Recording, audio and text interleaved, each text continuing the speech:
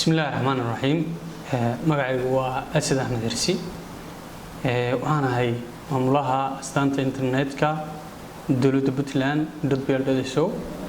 waxaan u qaabilsanahay wasaaradda warfaafinta isgaarsiinta iyo dalxiiska waxaan rabaa maanta markaa inaan wax yar ka warbixiyo barnaamijka .pl.so ee dawladda Puntland barnaamijkan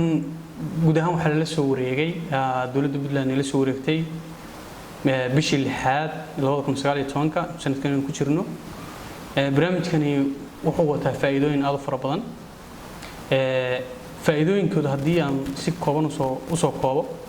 waxa ka mid ah barnaamijkan wuxuu xambaarsan yahay in hay'ad kasta oo dawladeed ay heli doonto oo Puntland ah ama wasaaradda ha noqoto ama hay'adaha madaxa bannaan ha noqdaan ama baarlamaanka ha noqdo dhammaan adu hay'ad kasta oo dawladeed inay heli doonto domain iyada u gaar ah plus hosting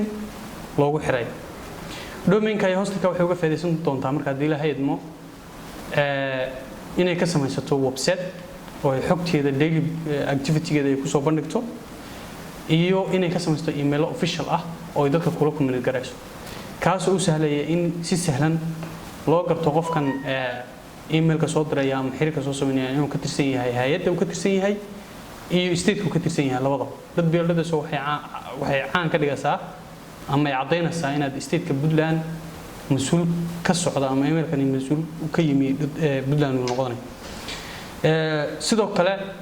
website-yadaasna waxay faa'iidooyinkooda waxaa ka mid ah website-yada dhammaan hay'adaha looga wada create garanayo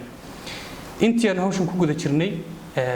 alxamdulillah waxaan u create garanay ilaa 30 xarumood ku dhawaad ay wasaaradaha dawladda Puntland ugu fara badan tahay maantana waxaan u create garanay dhammaan website-yadii oo wada isticmaalayaan intooda badan waxay isticmaalayaan official emails bay ka samaysteen oo ay laamin madax qaybeed ilaa iyo wasiirka ay email maanta wada haystaan taas oo ah horumarkii la rabay ama hadafkii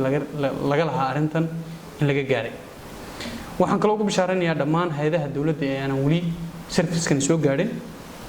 inay sida ugu dhaqsaha badan u soo dalbadaan kana soo dalbadaan wasaaradda warfaafinta isgaarsiinta